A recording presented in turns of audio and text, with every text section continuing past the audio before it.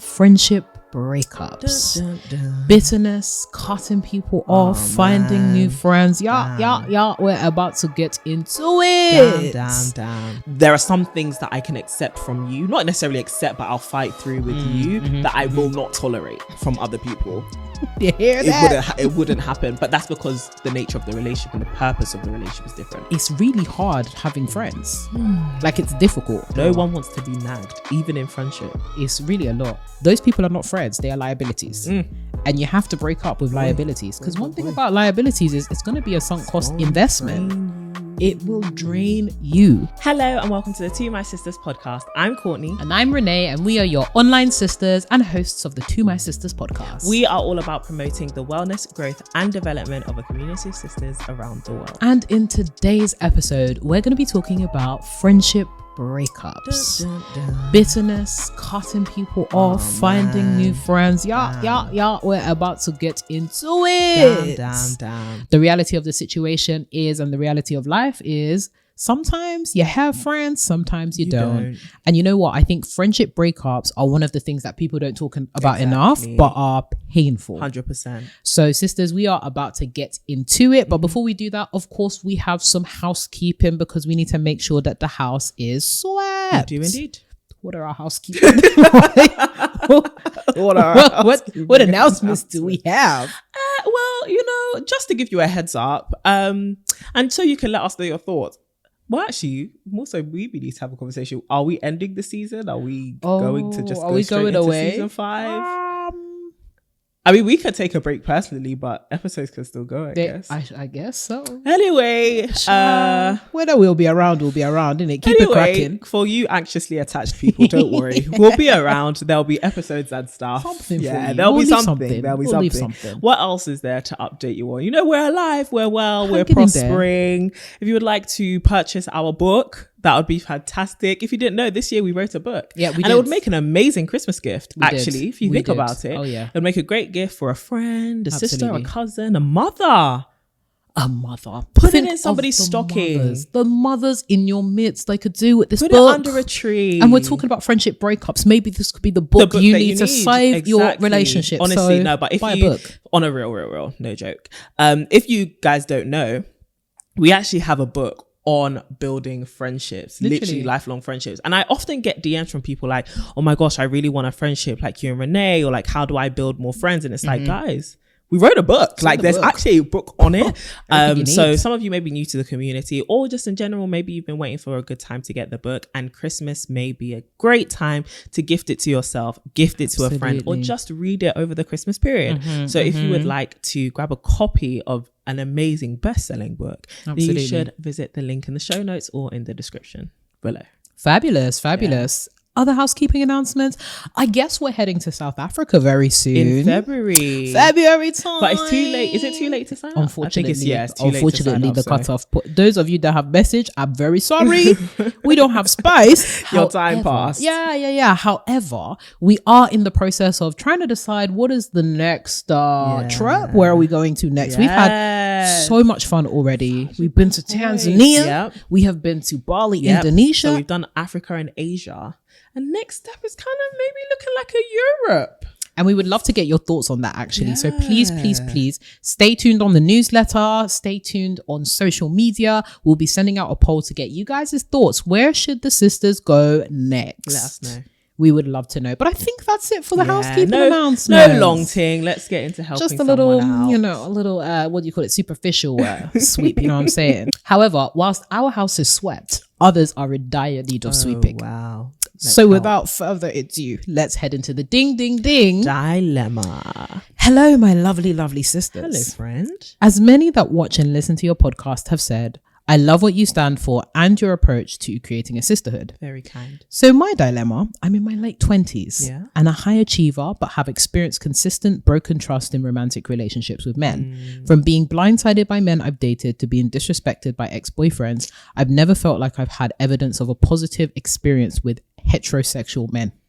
This, coupled with abandonment issues from having an absent dad, studying a degree that made me hyper exposed to the failures of men, the increasing rhetoric in general discourse about men constantly making mistakes at all levels, and not finding much faith in the words of my male friends whose perspectives I struggle to understand because of their privilege, I can't help but feel this deep hatred, and yes, hatred for men. Understandable. Logically and objectively, this sounds wild, but even after discussions with trusted and honest friends, it became clear to me that all of my concerns are factual and true. So overall, reason to feel passionately against men, despite all my efforts to rationalize otherwise. Please, could you help with some tips on how to navigate this society, dating men and being surrounded by capital letters men? Thank you in advance, a distressed sis that does not want to be forever single and saddened by men. Oh, this is deep. This is deep. This dilemma. is layered, and this is really good. Not for you, but as a talking point. For sure. I think it's so funny. I had a conversation with my mentor this week, and we were talking about men and how, like, you know, one thing that it is easy for women who especially have elevated to a certain level of awareness and consciousness around patriarchy, and who are, you know, looking at issues concerning gender disparities and gender-based violence and just the patriarchy in general, is it's easy for them to forget that the enemy is patriarchy and not men, right? In the sense that patriarchy actually doesn't benefit anyone. So men can also be victims to the patriarchy. And I think because obviously men are also the biggest benefactors of, and especially like heterosexual men, and even with that you can whittle it down to different social identities, like they are the biggest beneficiaries of the patriarchy. It's easy to think, oh well, you know, men are the issue, men have really toxic points of view, even whilst you desire them, right? And you desire a romantic relationship and companionship. And I think the element is you're looking for companionship, you're looking for a human being to do life with, right? And then you have to kind of whittle it down to, I guess, on a more practical level, whilst this person is a man and you can come with your preconceived ideas around what that man may think, what his opinions may be, how he may act, how he may view women, actually what you need to be doing is getting to know a human being. And that person can actually defy your preconceived notions. Not to say that your preconceived notions are like wrong. I understand exactly where it is they're coming from, but I think in the notion of just being fair, it's not cool to approach somebody with all of these prejudices, stereotypes and archetypes that are like, oh, you're just trash basically. Like you're not gonna be able to receive anything positive from a relationship or an encounter you approach from that angle. And I think it's only fair as people who are trying to, you know, do friendship, do life with other people, men and women, to give people the fairness of showing you who they actually are. Now, it's not to say or invalidate the fact that it seems like there are men in your life who have shown you who they are and you don't like it, but I also think you should take that as a reflection of them, number one, and number two, as a flaw of the patriarchy, and seeing that because men also don't benefit from patriarchy, but a lot of them are wrapped up in that system and are kind of comforted by the fact that they do have small benefits here and there. They do have a lot of toxic beliefs which they also need to tackle, and oftentimes they benefit from the ignorance of not tackling it. However, there are many men, and I've actually met them, you met them, we're surrounded by some who have actually done that work of dismantling that, confronting their misogynistic thoughts and behaviors or homophobic thoughts or things that they have been taught culturally through, you know, toxic masculinity, but just about masculinity in general. A lot of them have actually done the work out on confronting that. And it could be that you're just not exposed to those kind of men, but I can tell you that those men do exist. And it's not that those men are perfect, but also neither are we as people. There are a lot of people who are doing the work to confront misogyny, even women who realize that there is so much internalized misogyny within them. And I think what we learn is this journey of learning but also unlearning is a constant one, right? And so the same way we would give a woman grace who maybe she said something, is like, oh sis, that sounds like a bit of internalized misogyny there, and you would allow them to go on a journey independently but also communally of unlearning. I think we also need to do that with men who are willing to try, right? And I think it's also identifying who's already doing the work, who is looking to, like, through concerted effort actually further that work, and allowing yourself to journey with them, So I think it's not about like lowering your standards. I think looking for somebody who is aware of the gender issues, is aware of political issues, is a big deal. And you want somebody who is educated on that, because you are a woman, and you want somebody who's trying to understand the world that you are also navigating from your perspective, so that they can help you navigate it as a companion. So I don't think it's an issue looking for somebody who is aware of these issues, is actively maybe trying to tackle them as well. However, I think you have to give people the room to show you that they are doing that work, and you can't if you're constantly going in with the assumption that they aren't, or they are incapable of. And two, it could be that you need to just change your environment and get surrounded by new people. I think one thing that can be hard with this situation is, as you expressed, you actually studied something which exposed you to all of this information. And a lot of us, like if you come from a humanities background like us, have actually had the quote unquote privilege of studying this at an institutional and academic level, and for a considerable period of time. Whereas there are some people who they are learning and unlearning this through human interaction. You know, if you're somebody who went to university to study engineering, do you get what I mean? You weren't reading books on feminism and intersectionality and gender-based violence. Do you get what I mean? You're learning that now as you come into the real world or in your own spare time. And I think that then not puts people at a disadvantage, but it puts people on a different pace of learning about these issues. And so I think it's also worth giving, especially as like women can sometimes be more, because it's our experience oftentimes, we can be more aware of everything that's going on from a place of lived experience, but also a genuine interest to learn more about these things and have these conversations. Whereas men, they don't. This is not their lived experience, and this is not something that has been problematized to even suggest that they should look more into it. You know, why should men who are benefiting from patriarchy go and then inspect it? Do you get what I mean? Some people don't even have that kind of language. So all in all, what I'm saying is, I understand where it is you are coming from, but I do think it requires you to remind yourself that you're not the only one who's doing the work of understanding gender inequality. There are a lot of men who are doing it. Like I said, we know them, we know some, and we have met some, and it's amazing to see, but they're constantly on that journey. And if you go in with the preconceived notion that actually, no, just all men are basically terrible, you're never going to benefit from a relationship. You're never going to have one. And you're always going to have a layer of resentment for somebody who you actually need to trust. And so you need to trust that person as an individual. You need to allow them and the men around you need to give them a bit of a chance to just show you what it is they actually believed, instead of projecting, you know, your fears and thoughts onto them. But also accept people for who they are. If somebody does show you they're a misogynist, they'll be like, oh, that's exactly who you are. Wrap it up. Point proven. But don't go in trying to make an enemy out of someone who's actually an ally. And there are a lot of men who are allies. Just try and find them and have those conversations. And I think it's very justifiable. But also, sorry, last thing, I know that online there are so many stories and rhetorics and conversations which would make you harbor resentment towards men you haven't interacted with, and rightfully so. However, do not internalize somebody else's brokenness, right? You can use that to help you understand another layer of the world, another layer of interaction. And it's a great conversation starter. Hey, I saw this tweet from a misogynist or about a misogynistic incident. What do you actually think about this? And I think that will also help people reveal to you how they think and process stuff when it comes to gender. However, don't internalize other people's pain, like, and it's understandable pain, but it's not your experience, right? It wasn't an affliction on you. And so definitely don't internalize that to now project it onto other people, because you will ruin your dating life, right? Treat the men in your life according to how they have treated you in your life, right? And take that as an experience. I think it's a thing we even see people project into friendship. Or women did this, a woman bullied me when I was 14. Now I don't like women, that's why I like friendship with men. Is it every woman that's done that to you? It's not. No. Do you get what I mean? So let's be adults, let's be mature here. Let's go into things with wisdom and awareness, but let's judge people based on what they show us and what they tell us, and not just what we think of them already. That's what I'd say. Sorry. Nah, girl, don't apologize. You was all what I was learning from that. I was like, where's my pen and papers?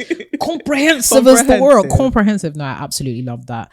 I think you answered literally everything that I was thinking. You were like just getting those points out. I think it's very difficult when our interpersonal experience tells us that men are trash. Yeah, exactly. I think, you know, our worldview is colored by the interactions that we have with people from, you know, particular groups. And I think it's very unfortunate that even from when you were younger, honing in on our caregiving experiences, right? There are many of us within the community that don't have positive relationships with our fathers or, you know, father figures.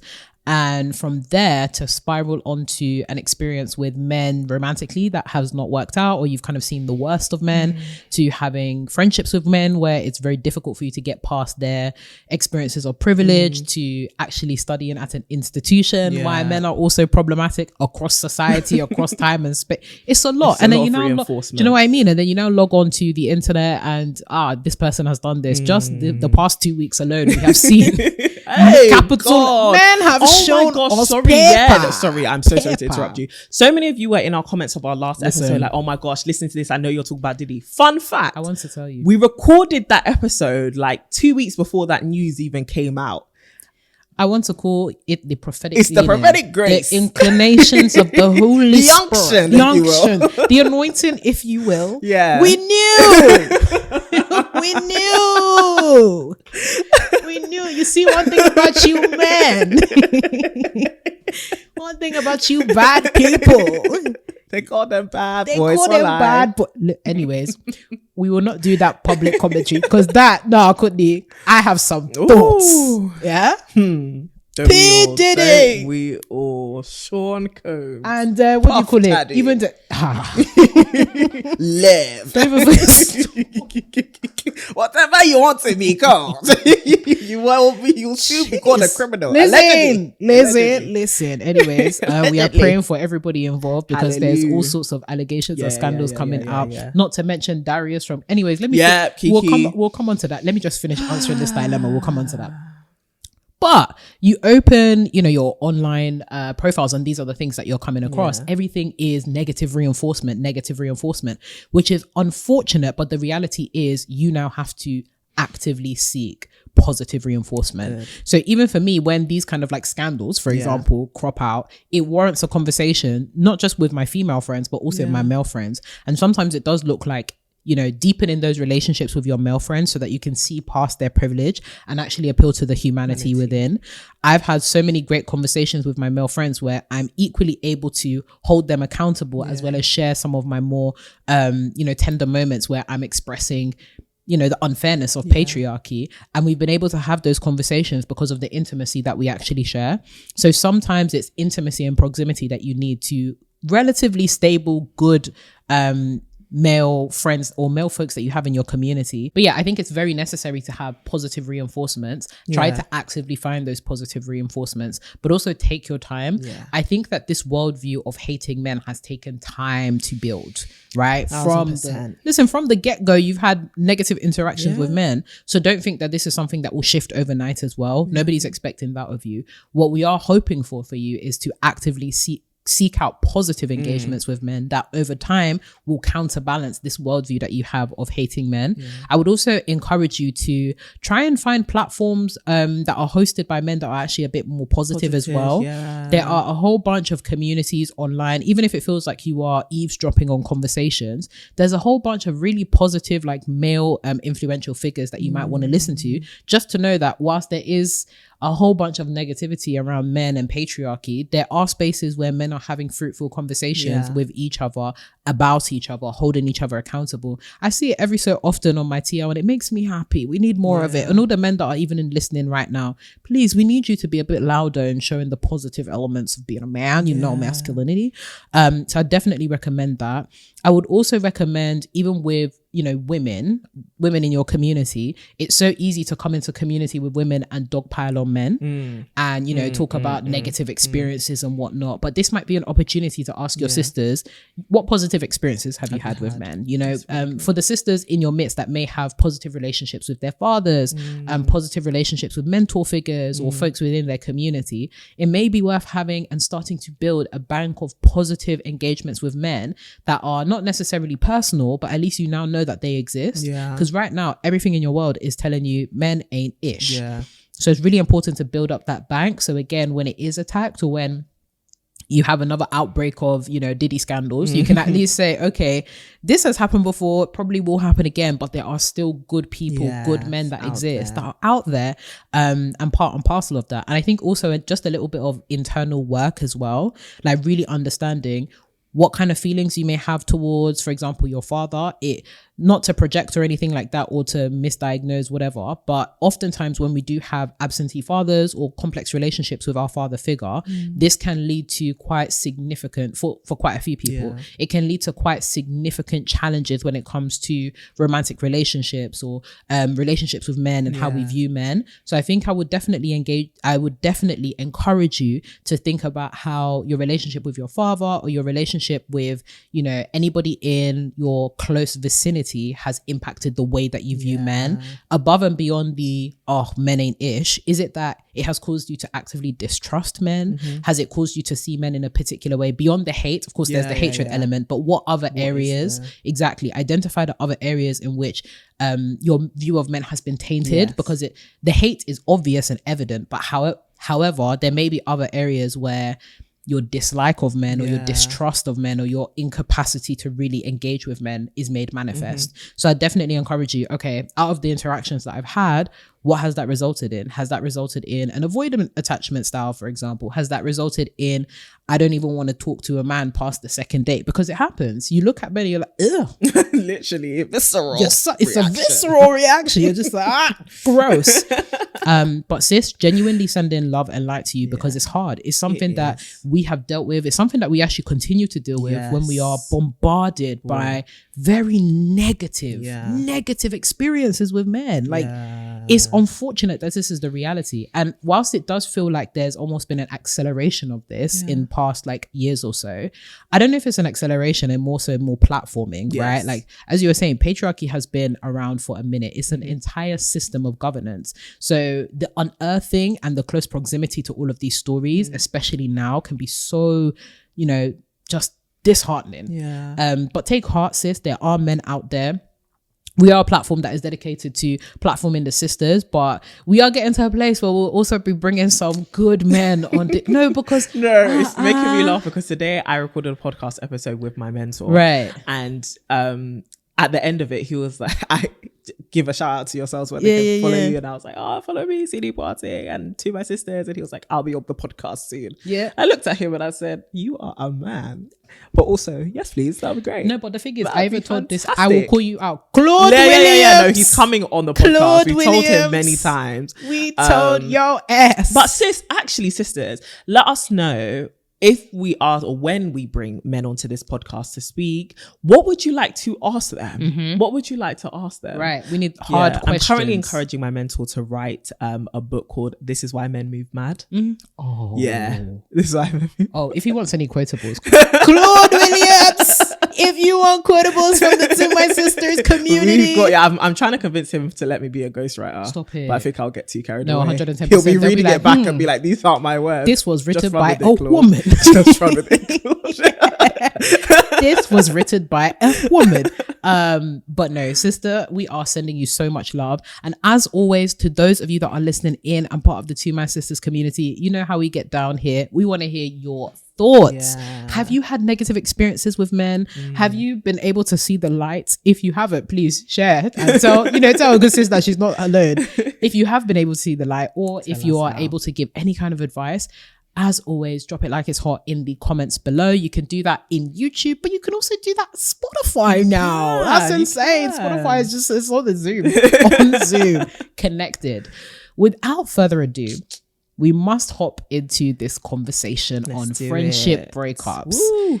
Diddy and Darius aside. We have to come to that another day. I don't even know. That might have to be a whole episode, because we talked about that is a true crime miniseries. No, genuinely. I don't. Genuinely. This is not even. You know what was actually funny? Somebody recommended that we should do like a spin-off on like just hot topics. Genuinely. I think that could actually be cool. Hot topics. I have some thoughts. I was literally telling Courtney, there are some folks Jail time. There are many thoughts. There are many thoughts. Because it's not even just patriarchy, it's also capitalism. The fact that you have so much money, so much. Anyway. It's when all these tools of power collide, you make the worst villains. Like, not even it makes the worst villains. Like power, fame, money, people's silence. And then you add to that like sex, and sex as a weapon. Jeez. Greed, you guys violence. Okay. Yeah. Anyway, read your Bible. Read your Bible. And then when you're done with that, pick up the TMS book on building friendships. Building friendships. But genuinely, like, it's actually only us cultivating self-control, a genuine love for humanity that provokes us to keep other people safe. 100%. But then also building a society that adequately reprimands people, no matter what your position of power is, 100%. that adequately reprimands people when they misbehave and indignify, is that a word? The humanity of someone else. And I think these situations often prove is there are flaws in the system just as much as there are flaws in humanity. Right. And we need to really tackle both. Right. And also just the importance of character. Yes. Money and power and fame only magnifies what's already there. So my genuine concern is, obviously these people are at the height of scandal because they've had access to these resources, but it also makes me wonder, how much more are there other people that could potentially fall into these kind of traps because they're not doing the work on their character? There are loads. Outrageous. When I was reading that, what do you call it? When they released the documents of the paper and this trigger warning on the front of it, I said, nah. Yeah, when I first came to hear about it from a TikTok from I'm Not a Lawyer But, and she broke it down. It was like a 7-minute video, and I was like, wow, that was on the P. Diddy incident. Right. And then the Darius, when I saw the pictures and the videos, and I was just like, boy, like above even just being about like the scale of this, right? It's also, when does stuff like this end? Like it feels like we're not doing enough as a society to really talk about these things, because it feels like there's so much shame attached to it, especially for the woman. And it's like, how about we make these things less shameful to talk about, so people have the freedom to come forward and say, this man did this to me, and also make sure that they have the confidence to know when they come forward and they say that there will actually be consequences, and there'll be a society that actually cares. Because I can only imagine for someone like Kiki or someone like Cassie, how long they've been holding this in for. Outrageous. And you are similarly women with influence and power, right? And money. But really, do you have power? Or really, do you get what I mean? And do you have the confidence and the system behind you to be like, no, speak, no, do you get what I mean? And the whole situation is sad. Not actually fearing for your life. Exactly. Like there is also, even as we're speaking, I want to inform you that we are in our right state of mind. What date is it? It's like the 24th of November. We are well. Wait, why are you saying this? you know when you speak out and then all of a sudden people put all sorts of targets on your back. I want to tell you I'm well. I didn't travel anywhere. We're just going to South Africa. We're going to return. We have plans to return. Yeah. There's like, if anything happens to us, heaven forbid. Yeah. Okay. That's what happens when you speak on platforms. Yeah. People will be, all of a sudden you'll be getting all sorts of things in the letterbox. No. We are well in our right frame of mind. Right. We are not planning to relocate anywhere. We are right where we live. I don't know why you keep, what are you scared of? I'm so confused. Have you never seen like when people speak on platforms and all of a sudden they disappeared the next day? Yeah, but we're not exposing anything. Nah, bruv, you even just small kiki, and all of a sudden consequence of being a revolutionary, baby. But what happened to the revolutionaries? They died. Exactly. Oh, I was about to say something really deep, but like this is not the episode. Girl, if you start talking about being a martyr for these, no, it's not about being a martyr, but I think one of the core tenets of our faith is that death, whilst it is the end of Jesus Christ, eternal life. No, but also, okay, you can kill me, but one, that's only going to mean I see my father. 100%. Call it delusion. No, but I get also, it. Our savior had to die for change. I get it.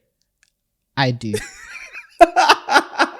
My only plea. Merry Christmas. My only plea is, if any of you guys are trying to kidnap us, and kill us so that we die and see our father. Just make it quick. But also, it's not our appointed time.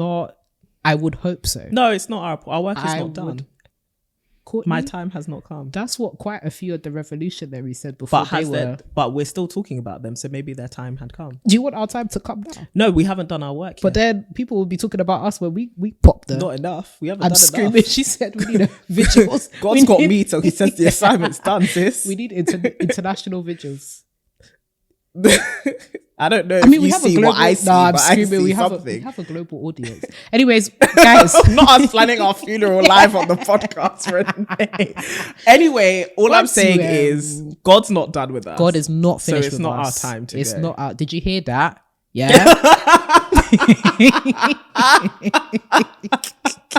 Have you ever seen those memes that are like, if you got kidnapped, then your kidnapper will just get sick of you? I feel like I'm the kind of person where they'll be like, 1,000,000%. Me too. I would just talk way too much. 110%. I just Firstly, have you heard about the Lord Jesus Christ? Yeah, I'm a Christian. And do you think your heavenly Father? Let's break down the scriptures here. You and I holding me hostage. Anyways, for Jesus, isn't it? Anyways, back to we'll have a separate conversation where we will be talking about these things. Yeah. In the spin-off, we'll definitely go in detail. I have thoughts. Yeah, we said we'll do a Love is Blind review. Oh. Guys, what do you want? What do we want? It might have to be over Christmas. You know, the whole holiday season. Yeah, everybody's just around chatting nonsense. You know what I'm saying? Yeah, that Love is Blind is... I have words. Izzy! I haven't forgotten about you, bro. I need to finish this season. No, Courtney, you actually do. And when you do, you genuinely need to come and find me. Izzy, the evil that you've done, you think we have forgotten. You and Uche. Anyways, I'll leave it here for now. Friendship breakups. Yes. Something that we have experienced. Well, yes, some of us are still hunky-dory in our friendships. But the majority of us have experienced some kind of friendship falling out, friendship breakup, whether we've mended them or they have laid in ruins. They're hard. They are. And we often talk about heartbreak around romantic relationships, but I really wanted to talk about friendship breakups, because obviously this is a platform where we talk about friendship, community, all that kind of good stuff. But the stuff isn't always good. Sometimes our relationships are difficult. Sometimes we find ourselves going in diverging ways. Sometimes we have breakups which are hard, fast, harsh, painful. And then sometimes we have breakups that are slow, drifting, slow burners. We find ourselves drifting from our friends, and eventually somebody that was very close becomes a mere acquaintance. So I actually wanted to anchor this in our own personal experiences first, firstly, I want to ask, Miss CDB, have you ever experienced a friendship breakup? Yeah, I think I even told the story a couple weeks ago, months ago on the podcast about how I had a friend cut me off this year. Some of you in the comments to the podcast. She could, she really could. Miss you, babe. Message me. You got lines are open. Lines are open for me. You got to go outside with the boombox. Remember That's So Raven when he had like the blue face and he went because Raven couldn't go outside. Yeah, because you know what? Past these kind of moments, there are some times you're anchored with history. Right. And I know what we had been through, what we had been to each other in friendship, and like those things don't just pass away because of a disagreement. It could be that this is where things end, but I'm with her anyway. I'm very thankful for the friendship we had and what I learned from her as a person. And so anyways, yes, I have experienced friendship breakups. Some very, very messy, very, very painful, and some that have just been like you said, are drifting, and people who were once very close to you are now mere acquaintances. And I think it's kind of seasons change, people change in good and bad ways as well. I think there is evolution I've seen in me and in other people where it's like, okay, you're pursuing who you are, who you've been called to be, and that means we can't maybe journey as close. And that's okay. I think there are just some times where you have to say, I did my time with you, and I was there when you needed me and when I needed you. And now we'll grow and we'll flourish, and we'll always be cheering each other off. It's just on from a distance. And then there are sometimes when people evolve in the worst ways, and then what is distance is actually just boundaries. So I've seen the worst and the best of it. How about you? No, yeah, I think similarly. I think I'm more prone to the drifting type of breakups where just by the result of we're going in very different ways in this life, and the ways that, you know, friends need to be supported or the way that I need to be supported, we can't fulfill anymore. Whether it be, you know, changing life circumstance, whether it's be, you know, you moved away, it becomes a lot harder. And I think also intimacy gets lost. I think as somebody that really, I love intimacy, like I love feeling like I trust somebody. I think when this isn't a priority to somebody else, it becomes very difficult for me to show up as a friend, because I need that to be a friend. So that's been hard. And I think sometimes break up out of just capacity, man. It's really hard having friends. Like, it's difficult. And I know people, friends is meant to be easy, all that kind of stuff. And it harkens back to what you were saying earlier, where we get a lot of messages that are like, I want to have a friendship like you and Courtney. And I'm like, first of all, Courtney is not for sale. Genuinely, I want to be Courtney. There's some people that are sliding into Courtney's DMs. I want to be your friend. Okay. The title of bestie. the title occupado. Okay. There's even other folks that have already deputy besties that are there as well. Okay. Deputy besties. Occupado. There's no space at the inn. Okay. You can support her from afar, but don't come in here. You're not serious. The thing is, I'm as serious as that. No, I'm joking. If you think you can, then do your thing. But first of all, Courtney's not for sale. But second of all, our friendship is actually hard. It's easy and hard at the same time. It's hard in the sense that it requires consistent effort. And if you're not willing to put in consistent effort, then you won't have a friendship like that. And I think I have found it difficult to apply that level of effort to across right. Yeah. So sometimes breakups for me don't even look like clean break, we're not friends. It looks more like a demotion. Either a demotion from their part where, you know, we're now like friends but not like quite as close, or we're acquaintances, and that's fine because we still have love, but it's just the understanding that we can't be stretched thin like this. And that's been so... Man, I hate that because I like to think I was super with Courtney. Genuinely, I think, my friends love me. I love my friends. And it's like, I actually don't have the capacity. And I think it's also, as we get older, I think you deep that it doesn't take a lot of very, very deep connections to hold you through life.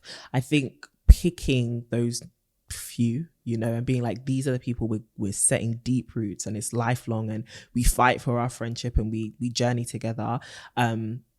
You make those few choices, you make those commitments, and then you don't disappoint because there isn't kind of like you said, I'm stretching myself too thin, I'm trying to be superwoman. And then all these people who now have expectations of you because they think this is a deep relationship are now disappointed because you didn't call, you couldn't show up, and you couldn't, you know, be doing all of these things that they expected. So I think it also goes well with realizing that it's okay and it's wise actually to pare it back a bit. No, for sure. How do you know when it's time to break up with a friend?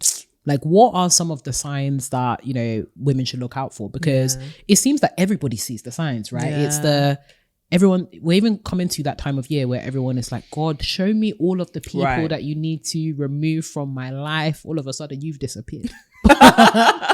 You are the problem. You are the problem. But it seems that, especially within like friendships and like female friendships, we're notorious, or like there's these narratives that persist around us having quite fickle friendships. It is, we cut people off at the drop of a hat, or, you know, you've upset me, so we can't be friends. What would you say are some important signs to look out for that would enable you or make you think, okay, it's actually time for us to break, versus fighting for a friendship? Okay, I think the first thing is deciding what kind of friendship this is will help you know whether it is one to fight for. So for example, my friendship with you, I tell you now, a lie to lie, I'm telling you, anything that happens in this relationship, I'm going to fight through it. Unless you try to kill me. Even that one, we can, I'm sure there's a way we can make amends. You will be on the hospital bed. Unless there's a way that we will try to... Girl, we gotta make it. I'm sorry I stabbed you. But that's because I know the nature of this relationship, and it's far more than just, I met this person when I was 17 or 11 one day and I like them. It's I feel like God has called me to journey with this person so much so that force. it's actually by force. Like, even if she pisses me off, I'm sure I'll lie my head on my pillow and God will wake me up like, go wake up with your friend. Go wake up with your friend. There's a reason why I've assigned you to this friendship. So, but that's because I've ascertained what is the nature of this relationship. Yep. What is the purpose of it as well, right? It's more than just that's my friend and having a companion, but the purpose is also for the future. It's for journey. It's for global impact. It's for the sharpening of my character. Like, there's so much more to this kind of covenant kind of friendship. So that also then tells me there are some things that I can accept from you, not necessarily accept, but I'll fight through with you that I will not tolerate from other people. You hear that? It wouldn't happen. But that's because the nature of the relationship and the purpose of the relationship is different. Yep. So I think when you determine the purpose of a thing, you can determine the treatment that you'll give if it were to be broken. So what I would say is for friendships which are like mere acquaintances. If you want to move crazy, stop. If you want to wrap crazy, it up. Goodbye. Call it quits. It's okay. But then for friendships where it's like, oh, actually, if me and my friendship with this person were to end, it would affect me. I would feel a sense of loss. I think it's worth having the conversations. And I think that a friendship like that cannot be mended when there is no longer, like you said, an effort, a consistent commitment to put in the effort to change things around. Because it's not that friendship should be without hurdle or without disagreement. And I think that's where a lot of us go wrong, because friendships are kind of not rated as highly as romantic relationships. Absolutely. As soon as there is some kind of resistance or some kind of opposition or conflict, we run away because we think, oh, this is just disposable. It's just a friendship. We can make friends with anybody. But actually, I think as we get older, what we value is that good friendship can be very hard to find. Right. And so there are some people you need to determine for yourself, is this somebody who, if I lost them, I would actually not like? And I would not like that situation. And so if that is the case, then talk through it, have mature conversation. I think that's, even when we wrote the book, it was kind of like, you have to understand that sisterhood and friendship is really about maturing you and you maturing and evolving as a friend, and not just going out there and looking for people who will be mature while you are immature. And so I think it's kind of, both of you need to commit to being mature. And if one of you is like, actually, no, I don't want to do that work, that's when you know this has to end. Because you can't be in a relationship which isn't reciprocal and lacks that lack of reciprocity is going to build resentment. And so allow yourself to have those open conversations, as awkward as they can be sometimes, but always look out for reciprocity. And if you don't find it, then it's the end. The other thing is, if boundaries consistently keep being crossed and there is a lack of repentance through changed behavior, then you know that this person, again, is not committed to making sure that this relationship not only continues, but is actually safe and beneficial for the both of you. And when somebody doesn't have your best interest at heart, then they're not really a friend. They're not operating in good faith. And so I think it's worth also assessing people's character and assessing their position towards you. Like, does this person even care for me as much as I care for them? And not from a very suspicious or paranoid place, but genuinely, can I say in good faith, this person truly does care about me? Have they showed up for me? Have they spoken? If they haven't, then make them aware that you're not acting like a friend. And if they can't begin to act like a friend, then it's the end of that friendship journey. You can become acquaintances, you can be in each other's networks, you can see each other from time to time, but friend is a title that we need to give more weight. And I think you need to determine what is the purpose of a friend in your life, and that can vary. It can be on a spectrum, and that will determine how much you fight or how much you let go. Yeah, absolutely love that. Especially this idea of purpose-filled friendships, right?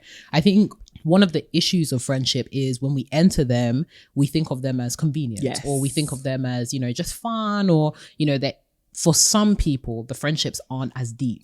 Whereas in a romantic relationship, we are constantly governed by this idea of purpose and creating a family together, or, having a reason of being together. I think, not to say that romantic and platonic is the same, but I think that sense of drive, that sense of purpose is important, because it means there is a pivotal force that is pinning you two together, or your community together, or, whatever the friendship dynamic is that you have. And again, that reciprocity, like 70-80% of like friendship issues are often around reciprocity, right? Like, am I being cared for, looked after, shown respect? Do you know what I mean? Like, am I being taken advantage of? Do I feel as though, you are putting in the same effort as I am? Are you supporting me in my goals? Are you feeling supported in your goals? I think it very much is finding purpose-filled and purpose-led friendships. And then also understanding that there will be different types of friendships too, different levels of friendships. There are the super intimate friendships, the super purpose-filled friendships. And then there are, you know, friendships that may be, again, friendships of convenience. They may be friendships where you have taken a step back. They may be low maintenance friendships, but as long as you guys have that shared understanding as to what friendship looks like for you, and you actually abide by that code, then that's really important. I think I love what you were saying about crossing boundaries as well, right? It is establishing a friendship code, or, you know, whatever it is that you have between you guys. If this is consistently being broken, you might need to wrap it up, close the door, and you know, move on. I think also probably on the extreme end, if you're fearing for your safety, or if you are finding yourself in situations where your so-called friends are putting you in danger, exposing you to things that are against your common shared integral values, those people are not friends, they are liabilities. And you have to break up with liabilities, because one thing about liabilities is it's going to be a sunk cost investment. It will drain you. And I think it's making the distinction between, am I drained in this particular moment or season, or does this friendship drain me? I think sometimes we can allow our seasonal troubles within our friendships to determine how we think of our friendships in its entirety. Very good. There have been seasons where, you know, sometimes you won't like your friend. That's the reality of the situation. In the same way, there's seasons where you'll be with someone and you don't like them. You love them, but you do not like them. It makes me think of, I don't know if you've watched Fences with Denzel Washington. No, but I've seen that clip. No, I've seen a play. The play, yeah. So I have watched it, so but not with Denzel. Oh, okay. Like I've seen a play version of it, but not the film. With Denzel Washington and Viola Davis. And I remember Denzel was the father, and you know, they're in poverty, they're trying to make it work, and the son is looking at Denzel like, why is it that you don't like me? Oh yeah, and he's like, I don't have to like you. I don't have to like you. I love you. I will do right by you, but I do not have to like you. Lie. What a privilege. You know how funny that was, because I feel like all of our parents can relate to that. They'll be looking at us like, I don't like you. And I think it's this almost the same with friendships, right? There will be times where I love you, but I don't like you right now. Yeah. And as long as we can sit with it, understand it, process it, and work against it, then that friendship is not worth throwing away. So I think it's that, right? Recognizing what is something that I feel in a moment and not allowing it to dictate my lifetime. Because there's just so many times we throw away friendships or throw away relationships just because of how we feel in a particular moment, just because we felt offended at what they did, and we don't give them an opportunity or a chance. However, if you find them consistently breaking your boundaries, consistently disrespecting you, that's different. That's not a moment. That's toxicity. But I also think there's something to be said about people who constantly run to the breakup. Oh yeah. Right. Yeah. And that kind of attachment that is any issue, end it, sever it, kill it, like break up. Self-sabotage, but also the lesson, the awkwardness, the confrontation you are avoiding will constantly make its way back to meet you. It would just be in the form of a different person. Oh yeah, 100%. There's a reason why if you start that cycle, it keeps going. Every friendship ends the same way because there's something you're avoiding, a hurdle you're avoiding overcoming, and it will just manifest in different people, in different relationships. There are so many people, I think, who have had relationships with women in their life, and because of a particular thing they struggled to articulate, hurt them, and a confrontation that they may have been avoiding, they steer away from even engaging in friendships with other women, and they still see that same level of conflict or that same issue crop up in a romantic relationship. It still is, I'm still unable to say, you hurt me in this area. I don't like when you talk to me like this. And we think it will be easier, but it won't be. It won't be. If you can't actually express, this hurts me, and learn how to not fight, but actually have healthy conflict, it will just carry its way. You'll see it in work, 100%. You'll see it in your family, you'll see it in your romantic relationship. So don't avoid it because it's awkward. Train yourself to know how, and practice healthy conflict in your relationships of all types. That's so true. And it's even made me think, there's so many on the other end of the spectrum, Yeah. there are those that are constantly seeking like confrontation, Right, constantly over little things. They're like, use we need to wisdom, push. Don't be stupid. Don't be silly. Why are no you one always wants to fight every No one wants to fight. You every wake day, up and please. fighting is on Learn your to agenda. let some things go. You know, there's people that are perpetually angry. I don't like her, man. Why are you angry? I don't like the way she spoke to me in that moment. Okay. Process. I don't like the way she put, like when she was That's making the me thing, food, she it's put like- eggs next to my sausages. I didn't like the way that she did Affect that. regulation, like learned, and this is what I mean. Friendships, relationships, they're for the mature. Like learn to actually self-regulate a little bit because you're moving a bit. A bit. Encounter the wrong person as well; they'll beat you They'll up. actually beat you. So- You know, those are the same people that you don't want to be in the same car as because they will fight. Me, I don't mind confrontation, but I don't seek it willingly. You know, those people that We're they'll above that even, now. fam, they'll wind down that window. What did you say? Nothing. Say somebody has just flipped you off. They flip me the back. I'll be like, yo, sis. Circling back. You gotta regulate because yeah. it's not me. You don't know that person could be a gangbanger. Sometimes you just need to. And I think that's another thing as well, like just maturing in your own character. And I think that's why becoming the best version of yourself or like just going on your own personal development journey whilst you are still engaging in friendship and relationships is so important. For sure. Because if you don't know how to self-regulate, you're gonna spill over all of these emotions and they're gonna be amplified all the time and it will push people away. For sure. As well. No one wants to be nagged, even in friendship. It's really a lot. And then it also makes me think of a third category of person. And it makes me think of our favorite word, which is resentment. Resentment! Guys, we have a story to tell you. No, we have a story to tell you. For those of you that are passive aggressive and you allow things that you think you're the mature one, trust me, I've been there. I know. Listen, we've been there where somebody is doing you or something is doing you and you're like, oh, let me just be the bigger person and suppress my feelings, not knowing that it will manifest elsewhere. Resentment. Let me tell you a story about resentment and why it's such a big word on our agenda. Let's take you back to early stage Courtney and Renee. Early stage, we're there. High flyers, high achievers, Me and Courtney, we were those babes that sat in the front of like lessons and stuff like that. We had things to do, you know, we had agendas, our bright future ahead of us. Bear in mind, at this point, just to give you a timeline, we're about what, 17, 18? Yeah, we're about 17, 18 years old. So do the maths. It was what, like 2015? 2015, like 14, 15. Yeah. So we are, you know, bright future ahead of us. We are applying to some institutions that are high flying. We're trying. Do you know what I mean? So we were both in the same history class and we had history coursework to do. This is the first time. This is the transition from GCSE to AS level, A levels. Obviously, we're not going to do very well. And our teacher made that clear that, you know, we might find it challenging because it's a new framework. There's things that we need to learn in terms of deploying knowledge, etc. We're thinking, okay, cool. Like, we probably won't get the A's, A stars, you know, maybe a B, a C. Yeah. We sent in our coursework. Yeah. This was in year 13. Everything was on the line. On the line. This wasn't even just, this is our university entry depends on this. We need the A's and A stars. There's no ramping, no, like, okay, if we get a B, we can work to No, A. there is no working. Yeah. We get our courseworks back, the whole class. Guys, letters our eyes have never seen. We're seeing D-E-F. I was personally offended. Jesus Christ. Personally offended.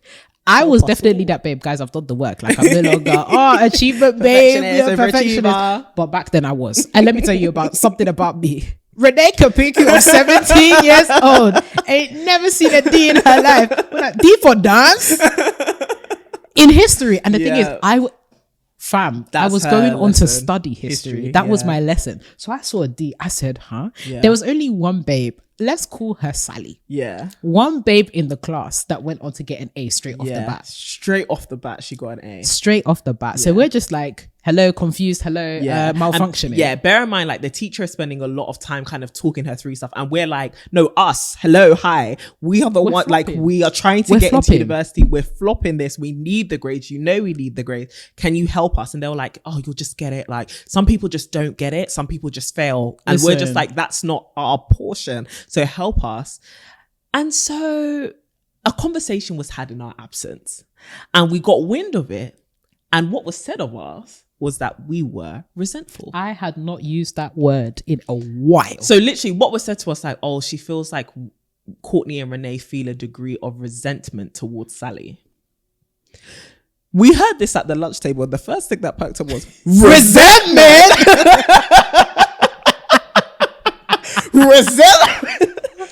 Resentment.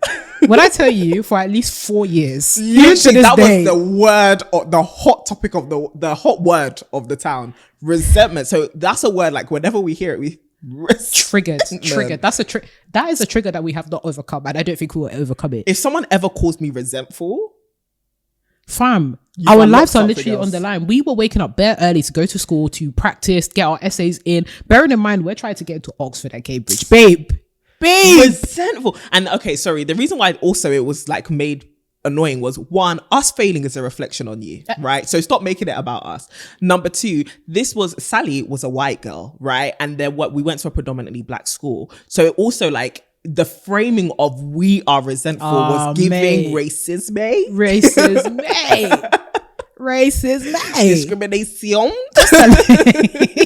Misogynoir. And so we were just like, no, one thing you're not going to do is paint us to be bitter. And fam, and it's like, why would we be bitter? Why would we be resentful? Of course, like, fam, we're stressed. Anything, we're resentful towards you. Fam, as in, we were out here we were studying. Sally, we need your help. Literally, the first thing is like, Sally, we need your help. You as a teacher, you've come to call us resentful.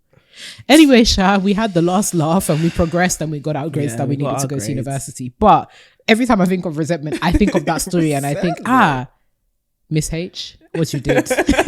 What you did was not good. But anyways, God bless you, Sally. We're happy that you're thriving somewhere in the universe, somewhere in the four corners of the world. But the third category of friends, resentful. Yeah, resentful. And it was really interesting because one of my friends recently said, many of us can resolve a situation, but we don't know how to forgive. So those people that think that, you know, it's water under the bridge, right? We've moved on, but you're still holding some form of anger towards a person, or you're still holding something against that person. And sometimes it's buried so deep that we don't realize we're doing it.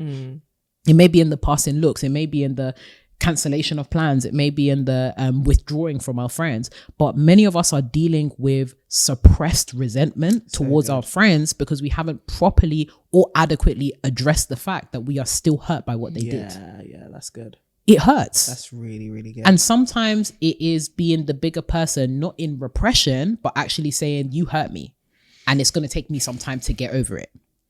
Because then it allows your friend to be prepared for the glances, be prepared for the fact that this is a journey. If you tell someone, oh, okay, it's cool, it's fine, they will think it's cool and it's fine, not knowing that everything else that they're doing after that is pissing you off. Your whole disposition has changed. Fam, I don't know about you. There's been some time, you know, when you're holding on to something. Oh, 100%. You'll even be looking at the way the person is even eating. You're like pissed off, like 100%. And I think that level of like, it's natural, like it's human for us to feel that level of resentment, disdain, like whatever. But I think we shouldn't let it fester. Absolutely. And I think that's the bit where it now becomes a you problem. You actually have to deal with this. Yes, you were offended. Yes, somebody did something to hurt you. But now you're allowing this to take over you. This is very much a you problem. 100%. So yes, let's have less of that. 100%. But I wanted to talk about restoration. I think a really great example of this, it makes me think of the Patrons. Where I wouldn't necessarily, I know, absolute babes, we love you guys. Smashing it.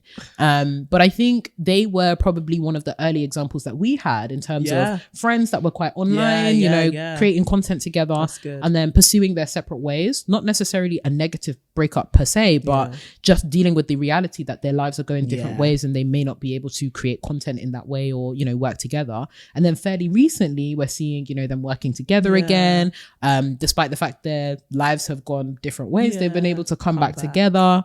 Beautiful. So I would love to hear your thoughts on restoration. Like, is it possible to come back and, you know, create that same level of intimacy with a friend? Like, when is it worth restoring, reconciliation? Like, what can that look like for women that have broken up with a friend in a past life? I love that. And I love them. And I loved seeing that kind of 3-part story unfold. And I think, yes, restoration can definitely happen in a friendship. There's a lot that sometimes needs to be overcome, especially depending on how the breakup was handled. This is why you also, when a friendship is ending, you have to do it with wisdom, with grace and compassion. Because now if a future situation does arise where it's like, ooh, actually restoration may be an option, right. or we have to work with each other again, like professionally or whatever. You're now having to apologize for things you said that were completely out of pocket, things you did which were completely irrational when things ended. So you just never know. There's this a Can saying, or like a Shanti saying, which is the same people who you see going up are the same people you'll see going down. And I think if you're not careful and you are bad to people on the way out, the same. On the way back in, somebody's gonna trip you up. Somebody might even punch you. Just side tackle them. Or you just never know who you'll need in the future. Yep. And so handle breakups gracefully. But when it comes to makeups, I think restoration can happen again with intentionality, right? And a lot of effort. But also, you don't necessarily have to restore it to its former form. Look, do you get what I mean? Absolutely. Sometimes restoration can actually just look completely different. We don't have to go back to being best friends straight away. Right. We don't have to go back to spending as much time together or doing the same business or just engaging with each other in the same way. Actually, what could be birthed now could be something far more beautiful, or could just be something very different, right? As long as it's reconciliation and it's amicable and it's loving and it's something that we both can commit to or we both can enjoy, it doesn't necessarily have to be to the same intensity that it was before. And that's actually okay. I think some of us get so hung up in, oh my gosh, if we reconcile, it has to look like how it looked. No, it doesn't. It doesn't have to be the same level of trust. It doesn't have to be the same level of involvement. It can just be, at least I don't hate you anymore. Yeah.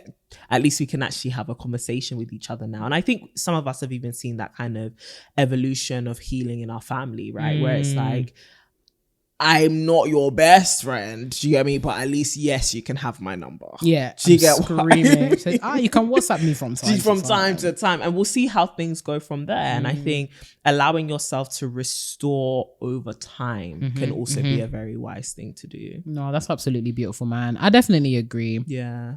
I think sometimes time can be a healer of all things, and distance from a situation to gain clarity, wisdom, discernment, all the buzzwords that we often use when we get older. You know what I'm saying? Clarity, wisdom, discernment, growth.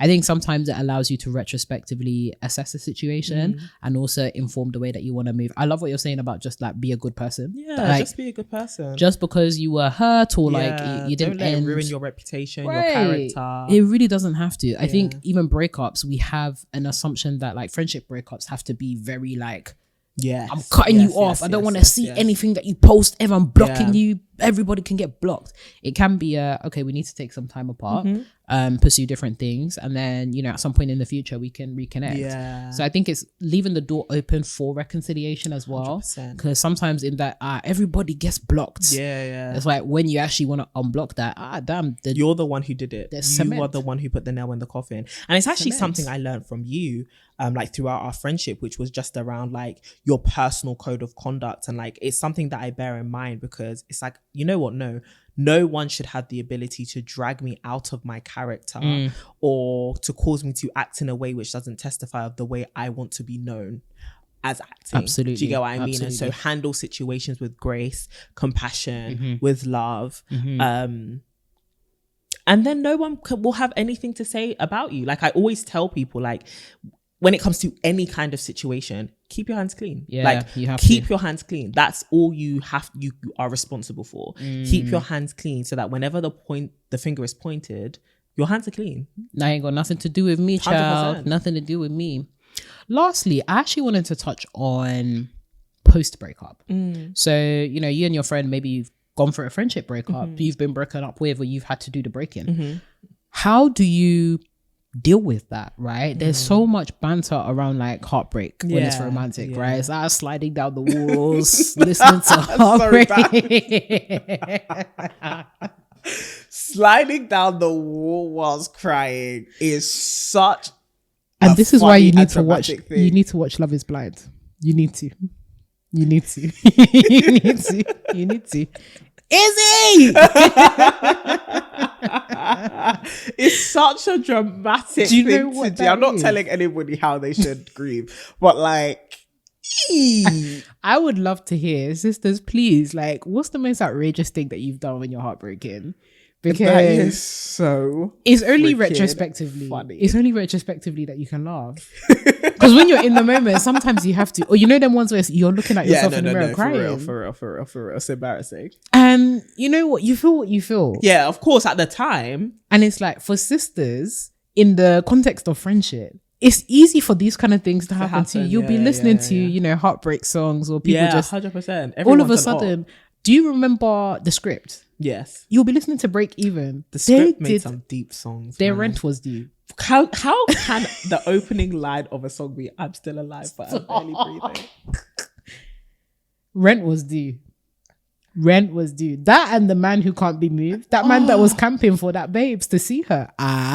The Script. How does The Man That Can't Be Moved start? Going back to the corner where I first saw you. Gonna camp in my sleeping bag. I'm not gonna move.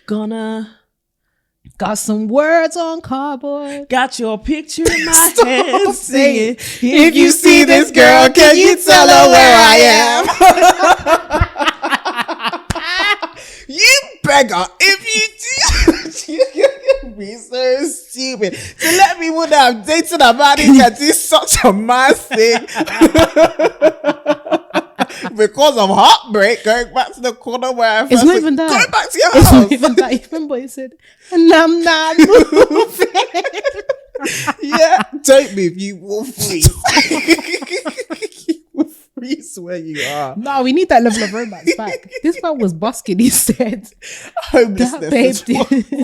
that babe did a number on him. Heartbreak can kill. What kind of woman she needs to write a book? Heartbreak can kill. That is a woman who needs to make genuinely. Listen, I need to know who was the woman that provoked that can't be moved. For a man to go back to that corner. Have you seen this? Have you seen this? Tell her I'm here. Call my stone. You be stupid. Listen, The Script. No, how can you say it? He said, The I'm not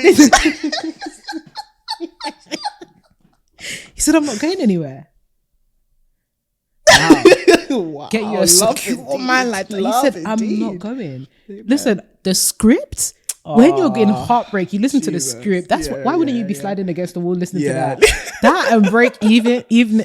My one is Beyonce, Best Thing I Never Had. Oh, child. That's that whole, I never needed you in the first place. To the left. Everything I know that's own on a irreplaceable, box but literally. In the closet. That's my stuff, yes. If I bought it, please don't touch.